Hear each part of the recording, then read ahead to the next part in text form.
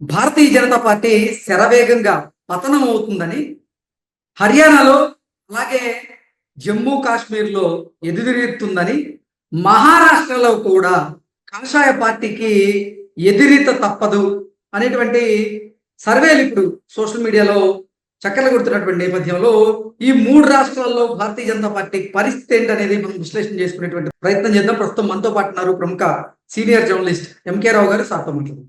Sir నమస్తే sir. నమస్తే. Sir కాశ్మీర్‌లో అలాగే హర్యానాలో భారతీయ జనతా పార్టీకి అంటే పరాభవం తప్పదు అంటూ కొన్ని సర్వే సంస్థలు ఇప్పటికే సర్వేలు రిలీజ్ చేశాయి. అలాగే మహారాష్ట్రలో జరగబోయేటటువంటి ఎన్నికల్లో కూడా భారతీయ జనతా పార్టీకి ఓటము తప్పదు అనేటువంటి సంకేతాలు అయితే బలంగా వినపడుతూ ఉన్నాయి. ఏంటి సార్ ఈ 3 రాష్ట్రాల్లో భారతీయ జనతా పార్టీ పరిస్థితి ఏంటి? నిజంగా భారతీయ జనతా పార్టీ శరవేగంగా పతనం అవుతోందా అంటే ఏం చెప్తారు? ఇప్పుడు జమ్మూ కాశ్మీరు అదేవిధంగా హర్యానా రాష్ట్రాల్లో ఎన్నికలు ముగిశాయి. రేపు 8వ తారీఖు ఓట్ల లెక్కింపు జరగబోతా ఉంది. నిన్న సాయంత్రం హర్యానాలో పోలింగ్ ముగిసిన తర్వాత 6:30 గంటలకి ఎగ్జిట్ పోల్స్ ఫలితాలు వెలువడ్డాయి. ఆ ఎగ్జిట్ పోల్ ఫలితాల్లో ఒక సంస్థ 2 సంస్థలు తప్ప అత్యధికమైనటువంటి సంస్థలన్నీ కూడా బీజేపీ ఓడిపోతుంది 2 రాష్ట్రాల్లో అనేటువంటి అంచనాలని అవి వెల్లడించాయి. ఆ అంచనాలతో నిమిత్తం లేకుండానే ఎన్నికల సందర్భంగా జరిగినటువంటి విశ్లేషణలు, ప్రచార తీరుతెన్నులు, లోక్సభ ఎన్నికల్లో వచ్చినటువంటి సీట్లు, ఓట్లు వీటన్నిటిని చూసినప్పుడు బీజేపీ ఓడిపోతుందనేటువంటి అభిప్రాయాన్ని అనేక మంది వ్యాఖ్యాతలు అప్పుడే స్పష్టంగా చెప్పారు. దానికి ప్రతికూలంగానే ఎగ్జిట్ పోల్స్ కూడా వచ్చాయి. ఉదాహరణకి జమ్మూ కాశ్మీర్ లో ఉన్నటువంటి 5 స్థానాల్లో బీజేపీ 2 స్థానాలను గెలుచుకుంది. ఆ 2 కూడా జమ్మూ ప్రాంతానికి చెందినటువంటి స్థానాలు. ఆ జమ్మూ ప్రాంతానికి చెందినటువంటి స్థానాల్లో ఆ 2 లోక్సభ స్థానాల్లో 29 అసెంబ్లీ సెగ్మెంట్లలో అది మెజారిటీ ఓట్లు తెచ్చుకుంది. ఇప్పుడు తాజాగా వచ్చినటువంటి నిన్నటువంటి ఎగ్జిట్ పోల్స్ లో కూడా ఆ 26 లేకపోతే 27 సీట్లు వస్తాయనేటువంటిది చెప్తున్నారు బీజేపీకి. అంటే జమ్మూలో మాత్రమే బీజేపీకి కొన్ని ప్రాంతాల్లో, అది కూడా అక్కడ హిందూలు ఉన్నటువంటి చోట హిందూ మతాన్ని, హిందూ తత్వాన్ని రెచ్చగొట్టిన కారణంగా ఓట్ బ్యాంకు దానికి కొంత ఉన్నమాట వాస్తవం. ఆ ఓట్ బ్యాంక్ కారణంగానే జమ్మూ ప్రాంతాల్లో వస్తాయి. దాన్ని పూర్తిగా వ్యతిరేకించేటువంటి కాశ్మీర్ లోయలో దానికి ఎటువంటి పరిస్థితి లేదనేటువంటిది తెలిసిందే. అందుకనే కాశ్మీర్ లోయలో, అదే విధంగా జమ్మూ ప్రాంతంలో, కాశ్మీర్ లోయలో national conference dominate party, Jammu ప్రాంతంలో బీజేపీ తర్వాత కాంగ్రెస్ బలమైనటువంటి పార్టీ. ఎందుకంటే అక్కడ కాంగ్రెస్ పోయినసారి 2 సీట్లలో పోటీ చేసింది. జమ్మూ 2 సీట్లలో. బీజేపీకి 51-52% చొప్పున ఓట్లు వస్తే ఆ 2 లోక్సభ కాన్స్టిట్యున్సీస్ లో కాంగ్రెస్ కి 41-42% ఓట్లు వచ్చాయి. అందుకని స్థానికంగా అసెంబ్లీ ఎన్నికలకు వచ్చేసరికి ఆ విధమైనటువంటి పరిస్థితి బీజేపీకి అంత డామినేషన్ ఉండేటువంటి అవకాశం లేనే లేదు. ఈ రీత్యా చూసినప్పుడు పొటాపొటీ మెజార్టీ తోటి నేషనల్ కాన్ఫరెన్స్, కాంగ్రెస్, సిపిఎం 3 పార్టీలు కలిపి ఒక కూటమిగా అక్కడ పోటీ చేశాయి. అందువల్ల ఆ పార్టీలు ప్రభుత్వం ఏర్పాటు చేస్తుంది అనేటువంటి అభిప్రాయం వచ్చింది.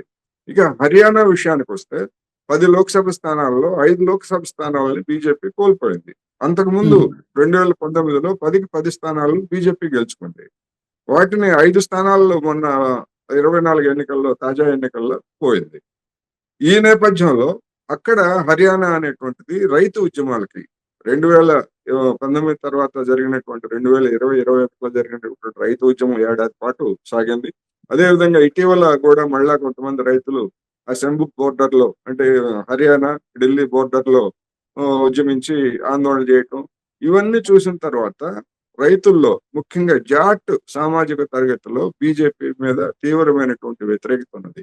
రెండోది రెజ్లర్స్, ఆమె వినీత ఫోగట్ చూసాం కదా, ఒలింపిక్స్ లో కొద్ది తేడాతోటి ఆమె ఒక 100 గ్రాములు వెయిట్ ఎక్కువైందని చెప్పేసి డిస్క్వాలిఫై చేశారు. వీళ్ళందరూ కూడా ఏంటంటే రెజ్లర్స్ కూడా మొత్తం అక్కడ హర్యానాలో ఉన్నటువంటి జాట్ సామాజిక తరగతి నుంచి ఎక్కువ మంది ఉన్నారు. వాళ్ళ మీద జరిగినటువంటి అఘాయిత్యాలు, అత్యాచారాలు, వీటన్నింటిలో కూడా బీజేపీ వేరుపడిపోయింది. వీటన్నిటి కారణంతో పాటు రైతుల వ్యతిరేకత అనేటువంటిది మనకు స్పష్టంగా కనిపిస్తా ఉంది. అందుకని హర్యానాలో కూడా అది ఓడిపోయే పరిస్థితిలోనే అనేది వాస్తవం. అయితే గత 2019లో హర్యానా మహారాష్ట్ర ఎన్నికలను రెండింటిని ఒకే రోజు నిర్వహించారు. ఉమ్, కానీ ఈసారి అట్లా రెండింటిని ఒకే రోజు నిర్వహిస్తే మళ్ళా తేడా వస్తుందని చెప్పేసి బీజేపీ స్ట్రాటజికల్ గా ఎన్నికల కమిషన్ మీద ఒత్తిడి తెచ్చి ఎన్నికలని ఇక్కడ వాయిదా వేయించి కేవలం హర్యానాకి మాత్రమే జరిపారు. ఉమ్, ఎందుకు అంటే ఒకవేళ హర్యానాలో తేడా వస్తుందని బీజేపీకి ముందే తెలుసు. ఆ ఉమ్, వచ్చేటువంటి తేడా ఎంత ఉంటుంది, ఆ నష్ట నివారణ కోసం మహారాష్ట్రలో ఎట్లాంటి చర్యలు తీసుకోవడానికి కొద్ది రోజులు టైం ఉంటుంది, దానికి అవకాశం ఉంటుంది. అందుకని ఆ టైం తీసుకోవడం కోసం మహారాష్ట్ర ఎన్నికలను వాయిదా వేయించారు. కానీ ఉమ్, హర్యానాలో జరిగేటువంటి పరిణామాలు అక్కడ తీవ్రమైనటువంటి ఓటమి పాలు కనుక అయ్యేట్లయితే దాని ప్రభావం మహారాష్ట్ర మీద కూడా పడుతుంది. ఆల్రెడీ మహారాష్ట్రలో లోక్సభ ఎన్నికల్లో బీజేపీ, శివసేన వాళ్ళతో చేతులు కలుపుకునేటువంటి శివసేన, అజిత్ పవార్ వరకు వీళ్ళంతా కూడా ఘోరంగా దెబ్బతిన్నారు. అందుకని ఎటు చూసినప్పటికీ ఈ ఫలితాలు అనేటువంటివి బీజేపీకి తలనొప్పిగా మారేటువంటి అవకాశం ఉంది. దాని ఓటమికి దారితీసే అవకాశం ఉంది. అది జార్ఖండ్ ఎన్నికల మీద పడుతుంది. ఆ తర్వాత జరిగేటువంటి ఢిల్లీ ఎన్నికల మీద కూడా ఆ ప్రభావం పడేటువంటి అవకాశం ఉంది. ఈ ఎన్నికల్లో చూసినప్పుడు కాశ్మీర్ గురించి పెద్ద ఎత్తున ఆర్టికల్ 370 మొత్తం దేశంలో విలీనం చేశాం అది ఇదని చెప్పేసి కబుర్లు చెప్పారు. దేశంలో ఎప్పుడో కాశ్మీర్ విలీనమైంది, వీళ్ళు కొత్తగా చేశామని చెప్తే అక్కడ ఎవరు జనం నమ్మేవాళ్ళు లేరు. కానీ నరేంద్ర మోడీ ప్రభావం ఏమీ లేదు, జీరో అనేటువంటిది మొన్న ఎన్నికల్లో రుజువైంది. ఈ అసెంబ్లీ ఎన్నికల్లో కూడా జరిగితే నరేంద్ర మోడీ ప్రభావం అనేటువంటిది వచ్చినటువంటి వార్తల ప్రకారం ఏంటంటే కొన్ని చోట్ల హర్యానాలో నరేంద్ర మోడీ బొమ్మలను కూడా తీసేశారట బీజేపీ వాళ్ళు. ఓకే. ఎందుకు అంటే రైతుల్లో నరేంద్ర మోడీ బొమ్మను చూస్తే ఇంకా వ్యతిరేకత పెరిగిపోద్ది అనేటువంటి భయంతో ఉమ్, కంగనా రనౌత్ నోరు పారేసుకున్నటువంటి ఉదంతం కూడా అప్పుడే జరిగింది కదా. అవును.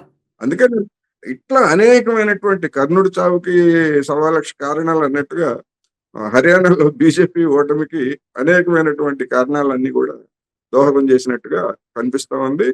ఎగ్జిట్ పోల్సే గనక ఎగ్జాక్ట్ పోల్స్ కోసం మనం అప్పటి వరకు వెయిట్ చేయాలి. సో కానీ ఈ ఓవరాల్ గా ఫలితాలు దక్షిణ భారతదేశం, ఓవరాల్ గా ఉత్తర చెప్పండి. భారతదేశంతో పాటుగా పశ్చిమ భారతదేశంలో కూడా భారతీయ జనతా పార్టీ ఉనికి కోల్పోయేటువంటి అవకాశం ఉందా రానున్న రోజుల్లో అంటే ఏం చెప్తారు సార్? ఉనికి కోల్పోవటం అంటే ఉనికి ఉంటది, కానీ అధికారాన్ని కోల్పోతుంది. మహారాష్ట్రలో అధికారాన్ని కనుక కోల్పోయేట్లయితే దాని ప్రభావం దేశంలో రాబోయేటువంటి ఎన్నికల్లో, అసెంబ్లీ ఎన్నికల్లో కావచ్చు, ఆ తర్వాత బీహార్ ఎన్నికలు జరుగుతాయి. ఆ బీహార్ ఎన్నికల తర్వాత అతిపెద్ద రాష్ట్రం అనేటువంటి ఉత్తరప్రదేశ్ ఎన్నికలు జరుగుతాయి. ఉత్తరప్రదేశ్ లో ఇప్పటికే 30 సీట్లకు పైగా బీజేపీ కోల్పోయి ఆ బీజేపీ కోల్పోవడం కాదు, అక్కడ అయోధ్య ఏదైతే రామాలయం పేరుతోటి వీళ్ళు రాజకీయం చేశారో ఆ అయోధ్య రామాలయం ఉన్నటువంటి ఫైజాబాద్ నియోజకవర్గంలో బీజేపీ ఓడిపోయింది. ఉమ్, అన్నిటికంటే మించి 5 లక్షల ఓట్ల దాకా మెజార్టీ తెచ్చుకున్నారు 2019లో నరేంద్ర మోడీ గారు. ఉమ్, అటువంటిది 1,50,000 1,60,000 వారణాసిలో ఆయన మెజార్టీ కూడా తగ్గిపోయింది. అందుకని పెద్ద సవాల్ ఎటువైపు చూసినా గానీ ఎక్కడ మెరుగైనటువంటి అవకాశాలు లేదా ఆ మళ్ళా పూర్వ వైభవం తెచ్చుకునేటువంటి అవకాశాలు బీజేపీకి కనపట్టలేదు. ఓటమి తప్ప మరొకటి ఏమి కనపట్టలేదు అనేది. అందుకనే నరేంద్ర మోడీ గారు ఇష్టం వచ్చినట్టుగా మాట్లాడుతున్నారు ఎన్నికల ఓకే. ప్రసంగాల్లో కూడా. ఓకే. ఇది ఇవాళ ఉన్నటువంటి పరిస్థితి. Okay sir, thank you so much.